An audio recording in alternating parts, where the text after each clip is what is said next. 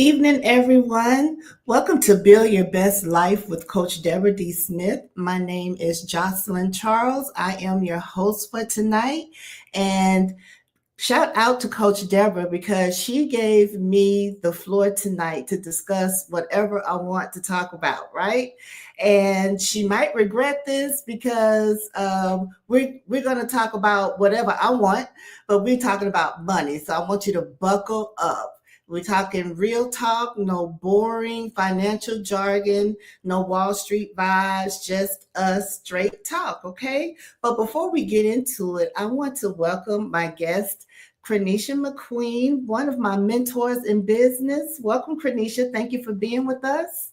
Good evening, Jocelyn. Thank you for having me. Thank you again for being here. Tonight's topic on Blueprint for Success, we're talking about money talks, breaking cycles, and building wealth in the Black community.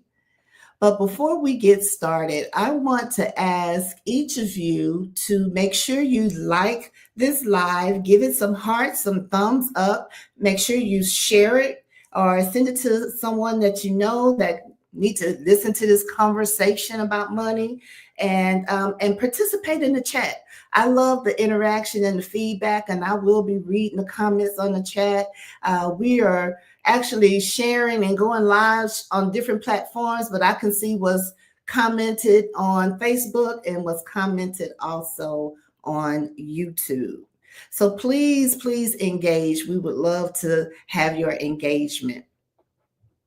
Again, my name is Jocelyn Charles. I am a licensed financial consultant, and I came into business doing this about a year and a half ago, and I absolutely love what I'm learning. I am passionate about helping families protect their money and grow their money, and also closing the generational wealth gap, because we know that's real, right? And so that's what I'm passionate about. CRINESHIA, tell the audience a little about yourself. Well, good evening. Yes, ma'am. I've been in the finance industry now, going on maybe almost 11 years. Okay. I started very young just to kind of get an understanding, and now it's become something that I teach other families about as well. Thank you. And you have taught me quite a bit, and I'm still learning because we never stop learning. We got to build on what we have learned, and it's not about knowledge, it's about the application as well, right? So, CRINESHIA, tell me, what was your earliest money memory? What's that memory? Was it, your mom or grandmama sneaking you $5 after church, or going to the corner store getting some candy? I know y'all probably had a candy lady. Every community, every hood had a candy lady. What was your earliest money memory? You are correct. Every hood does have a candy lady. I remember earliest is when I used to live in Houston, originally from Houston, and we lived in an apartment complex or stayed with my grandmother called the Aristocrats, and it was the candy lady. She always had really good cool cups. Okay. I don't know if y'all know what a cool cup is. But I remember everyone getting their coins together, getting their money together. We headed to the candy lady to go purchase a cool cup. Cool cup, which is really sweet Kool-Aid that's frozen in a styrofoam cup. Super sweet. Super sweet. Right up our alley as kids. I can relate to the candy lady as well. Where I grew up, I'm from the Gulf Coast, Biloxi, Mississippi, and we had two corner stores really close to our home. And right across the street, there was a corner store called Brothers. So my earliest childhood memory with money was my dad sending me to the store. Now I'm dating myself. Back in the day, the children used to be able to go get the cigarettes, right? So he would send me to the store to get his cigarettes. And I remember what he would say: give me Cool Miles. If they don't have Cool Miles, get Filter Kings. It was just like a script. So I still remember that to that day. And of course, whatever change was left over, I would get my Boston baked beans, the lemon heads, the red hots. Or, when I was feeling adventurous as a child, we would walk to the store that's a little further away. it ain't no big distance as an adult. I know that now, but as a kid, you really felt like you were venturing out. We would walk to forays. We would go to forays and get the pickled eggs, the boiled pickled eggs, pig feet. And we love those treats, even some sugar cane. He sold sugar cane.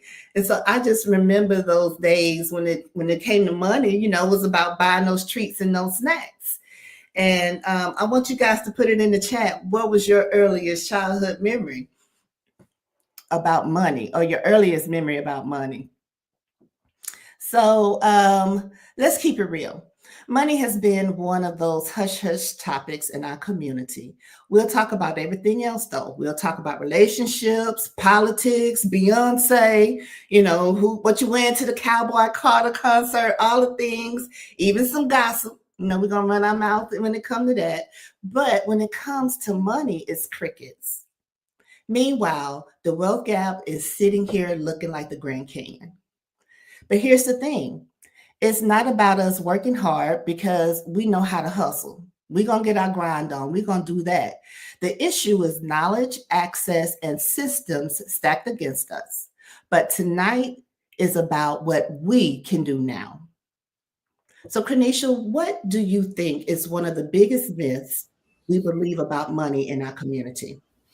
That's a good question. What do I think is one of the biggest myths in our community? I'm going to talk about investing, honestly. Maybe investing being too risky, or, you hear people say, money don't grow on trees and things like that. You grow up hearing that saying.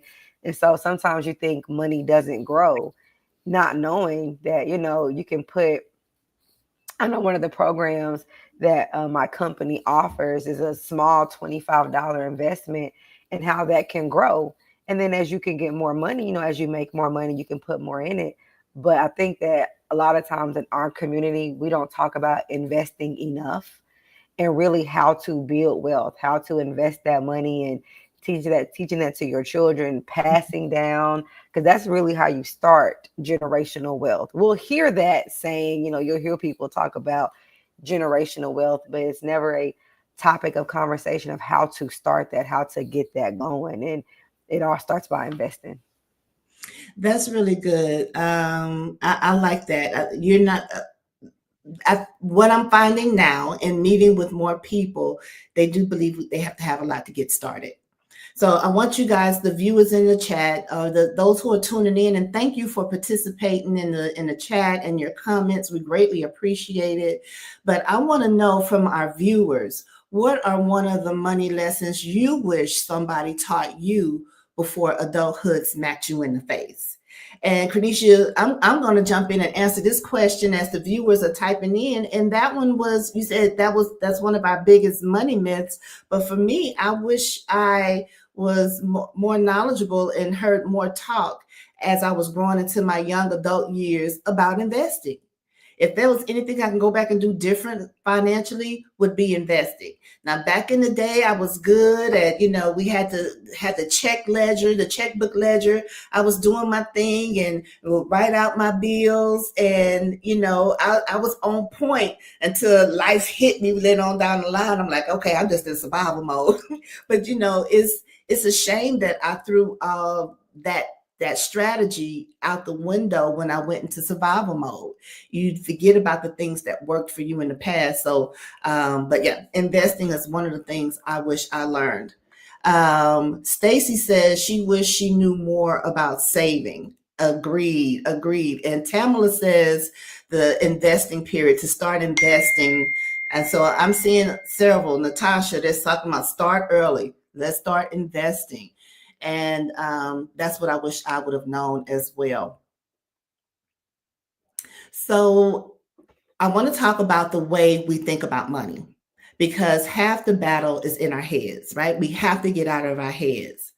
Some of the things that we'll say or think, I'll always be in debt.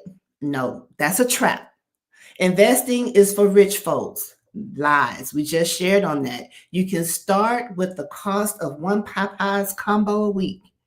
And look, and that stuff is getting higher and higher. You can't go to Popeyes and get a combo for under $12. But you think about $12 a week, that adds up to be like $48. That's a great place to start investing monthly. And some people think that they don't make enough. I don't make enough money to save. Listen, sis, if we can find money to get our hair done and our nails done, we can find $20 a week to invest. When it comes to investing, I just stopped getting my nails done. And that don't mean I won't go back to that. But for the time being, I had to say time out for that. I had to get my affairs in order. It's not all about being cute. The new sexy is having your affairs in orders, right? So I'm like, let me stop playing around. So CRINESHIA, what was the moment you realized your mindset about money had to change? I believe for me, when I realized my mindset had to change when it came to money, very early on when I first became a broker, I was maybe 26 or 27. And it's just realizing the way I think about money is wrong. I didn't think, it's a surplus of money. I thought it was only a surplus of money for certain people, that money wasn't available for me. That's only available for them, not me. And when I became a broker, my mindset started to shift. I have awesome, mentors around me that were training me on how I need to start thinking about money. And I remember one of the first books, actually my mother had me read, she's a broker as well, was Think and Grow Rich. And it's another book, I just can't think of it, but Think and Grow Rich for sure. And when you start to read books that talk about money, then it makes you challenge your thinking. It's like, oh, wow, that's how I think. And that thinking is not right. So then you have to consciously work on changing how you view money and how you will move forward, and then start teaching your children, think conversations that I have with my son now, shaping his mind on how he needs to view money. And so I would say that was probably about 8 years ago when I realized, okay, you're viewing money the wrong way, and it's time for us to now start making a shift. I love that. So you're sharing that you first and foremost you were exposed to a new level of resources. Your mom shared a book. She encouraged you to read a certain book, and then you were also you walked into the doors were open for you, and you took advantage of that to start business and finances. And a lot of times I notice some people don't even think that they are worthy enough or in the right position to even go in that direction, because they feel like they have to have all their ducks in a row. And that could be furthest from the truth, because getting started in this industry just makes you more aware of your situation. And that's one of the benefits, one of the biggest blessings about getting started and choosing to walk in this field, even if it's part-time, just to get more knowledgeable so you can better position yourself.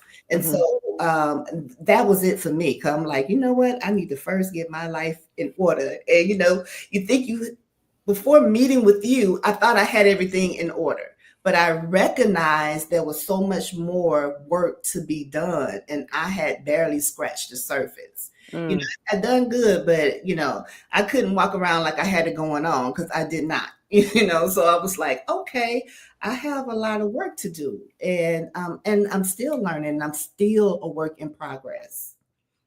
Tamala's talking about, I believe she's talking about a book, Secrets of the Millionaire Mind, Richest Man in Babylon. And so there's some good books out here. I mean, there's so many resources.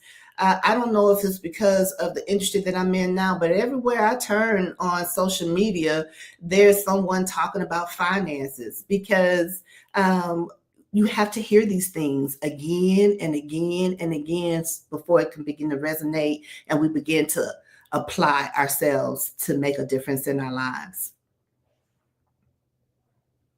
So I want to ask the audience, all you out there who are tuning in, tell me, would you call yourself more of a spender, a saver, or an investor? I want you to be honest. We listen and we don't judge, right? And so where are you right now today in this walk? A spender, a saver, or an investor?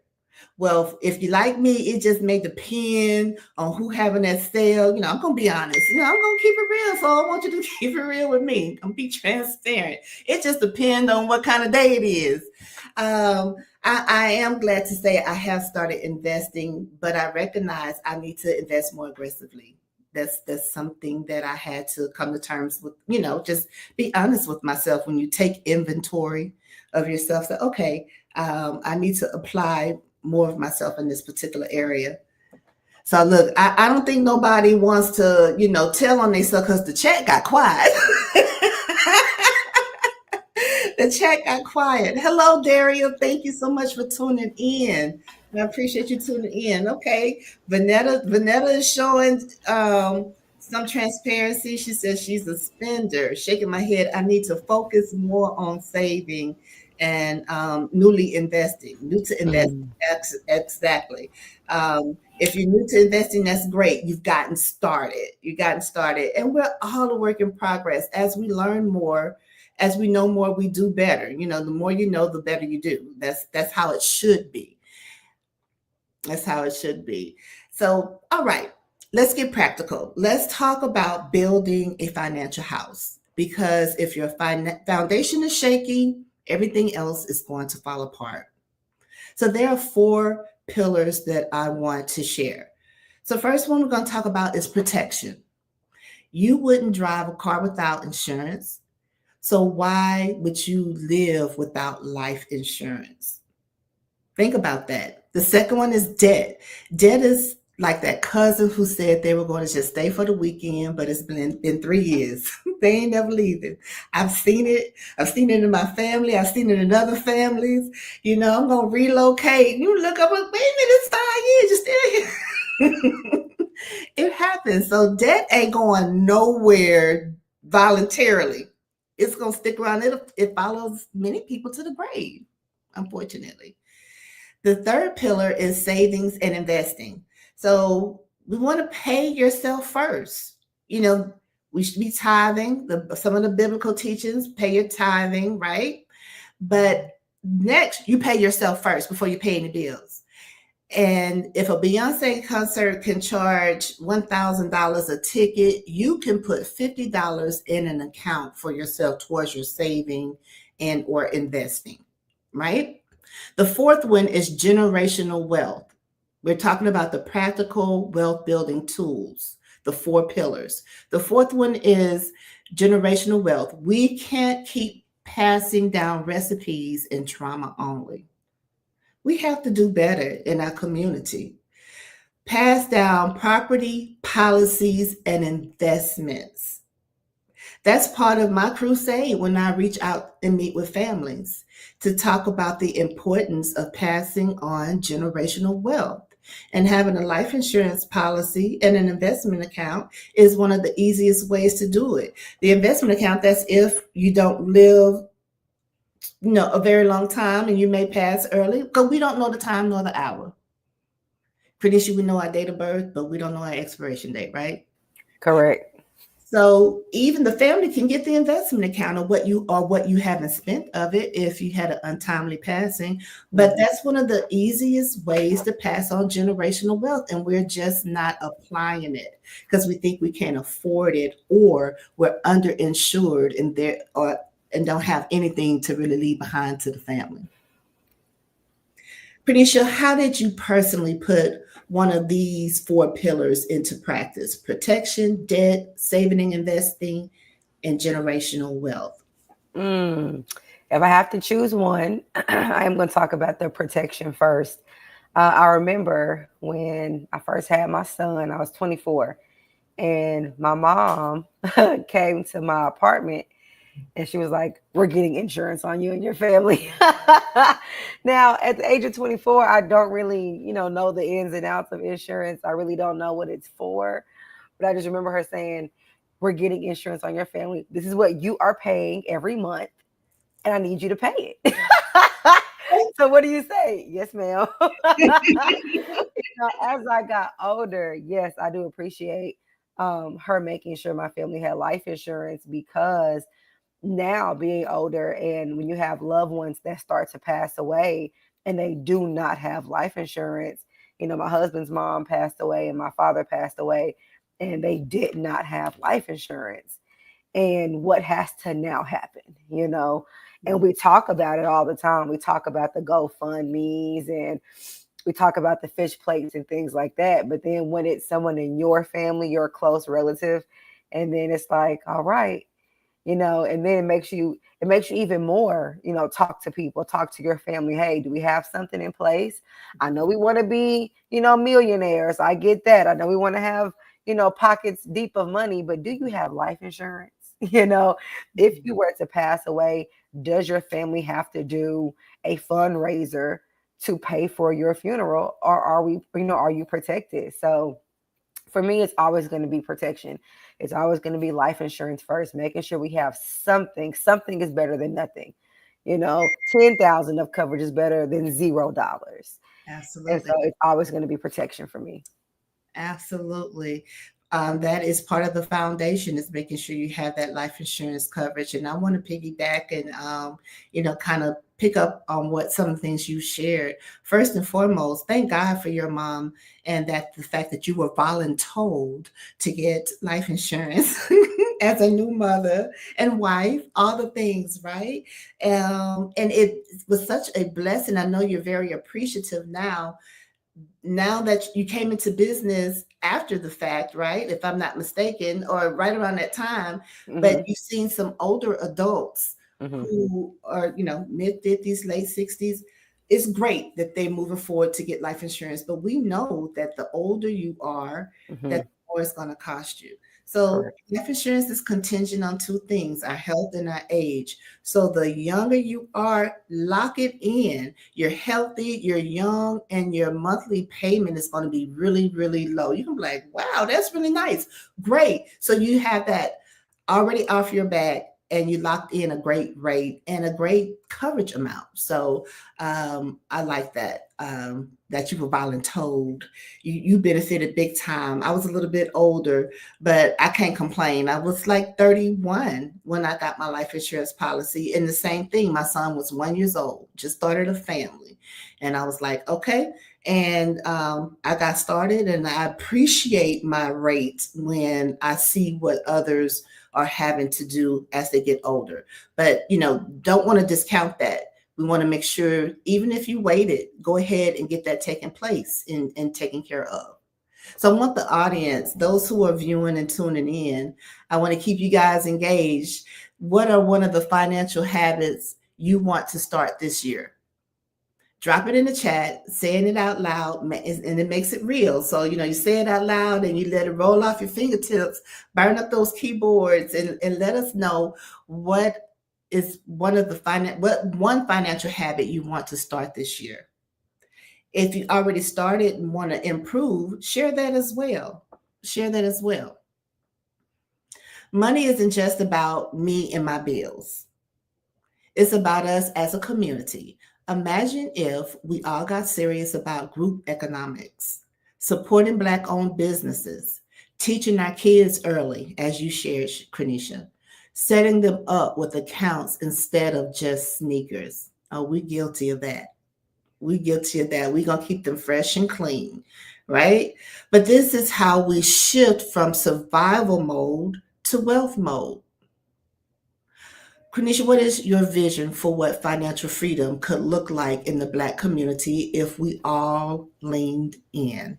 Mm, that is a great question. I'm always focused on buy Black, Black businesses. I know Shanika, who's my mother, does a wonderful job at our women's event, having, Black businesses for us to purchase and then keep them in business. My number one thing would be ownership. Like, Black businesses pouring back into those businesses, because that allows our community to have power, because money is power.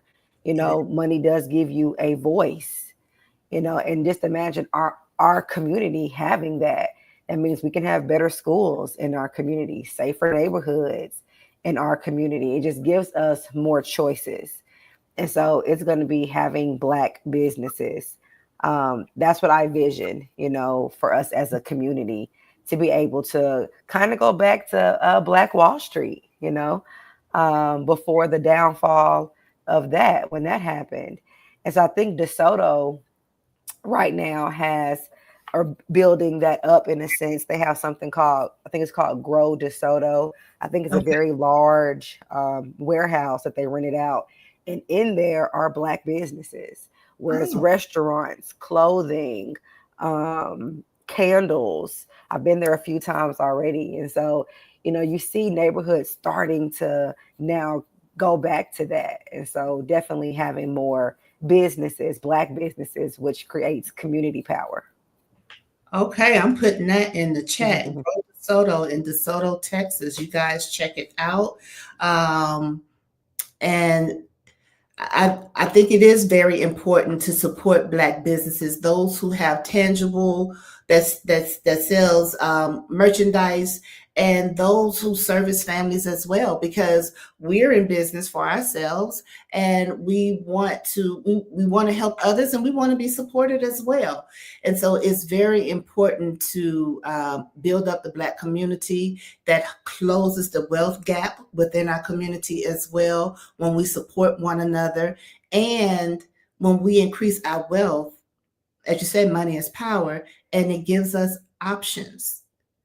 It's time to turn the page, where I did what I did what I had to do. We say those things and we coin those phrases, and they roll off our tongue so easily. I did what I had to do. I don't want to be in a situation where I did what I have to do any longer. I want to have choices, and increasing my wealth and my income is going to give me the opportunity to have choices.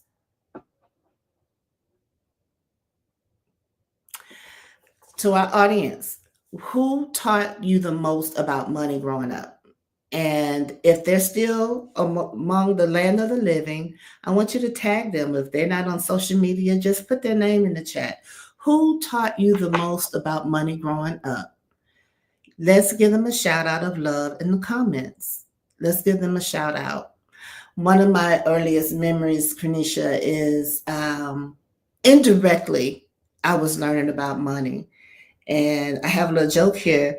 I noticed, I don't know what age I was, but I was a young girl, probably preteens age, that my dad, he worked at the shipyard. And so they got paid every Friday. So I don't know if they had a way to cash their check on the shipyard, or they cashed their check on the way home. But I realized that he put so many $100 in my mama's jewelry box every Friday. And so your kids gonna go through your room, they're gonna go through your stuff. Because I did it. I did it. So look, if you don't want your children to find certain things, don't have it, because they're gonna find it, right? They're gonna find it. But I was all in their business. So that was one of my early memories about money, and with the responsibility of managing money, because he made sure that whatever the arrangements was between the two of them, that he put that money in her jewelry box every Friday when he came home from the shipyard. Yeah. um yeah, so Tamara says she learned some hard lessons, what taught her. Mm, And we all have learned some hard lessons. you know um correct. Smooth selling, in the 20s, got married, had a kid, had another kid, and then things started looking funny. And I got to that point where, I was just in survival mode. I Mm, was I wasn't applying any strategies or techniques.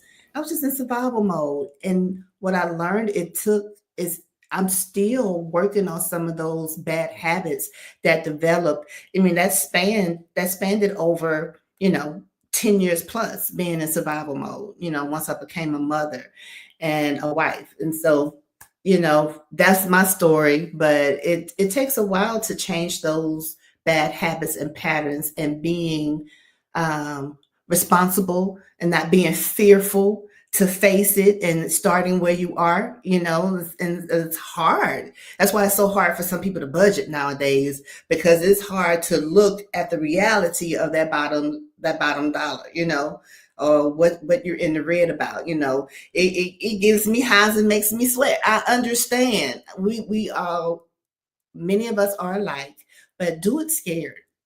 Do it for the greater good, that once you face it, that's the only way you can turn it around. That's the only way you can turn it around. All right, you guys, this has been so good.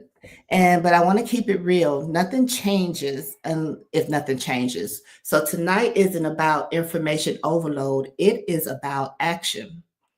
So here is my challenge. Pick one money move you're going to make this week, just one.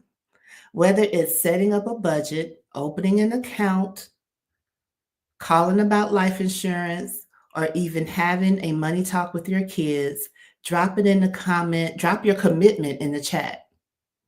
Drop your commitment in the chat, what that one money move that you're going to make this week and that you're going to begin to apply this day forward. I am available. CRINESHIA and we help families, once again, get their financial house in order. We help families protect and grow their money. So if you want more information, I'm here on Facebook. You can send me a direct message. My phone number is 469-487-8222. And I don't mind if you reach out to somebody. If you didn't have a moment to capture that, reach out to someone and say, send me Jocelyn's number. I've been in Texas for over 20 years. Somebody we know have my number, and you're okay to get it from them. I give permission. CRINESHIA, tell the audience how they can reach out, how they can connect with you if they want to reach out to you or have questions. Yes, the same way as well. I am on Facebook. My name is CRINESHIA McQueen on Facebook. Jocelyn and I do work together. So you can send me a message on Facebook if you have any questions about anything that we discussed tonight, or if you want to be a part of what we do for families. Being able to sit with families, teach them the ins and outs of their money, show them how to invest, show them how to start life insurance. If that's something you feel like you want to teach other people about, if you feel like that's something you want to learn more about, then I am on Facebook as well. My name is CRINESHIA McQueen, and you can find me on there. Well, thank you again, CRINESHIA, for joining me this evening. It has been a pleasure having this conversation with you. Thank you to each and every one of you who tuned in. I appreciate our guests and our viewers who tuned in and participated in the chat. I hope this was helpful. Hope you have a loved one that you know that you can share this information with as well. And thank you one last time to Coach Deborah D. Smith for giving me this platform, allowing me to share whatever I wanted to share tonight. And so financial wealth and closing the generational wealth gap is very important to me. And that's what I chose to speak on. I hope you guys really appreciated it. Our money doesn't have to end where it started. We have the power to break cycles, build wealth, and change the game for generations. So I hope this blessed someone. Please reach out if you want more information about business or the opportunity to get started in business. We're here to help. God bless. Good night. Good night.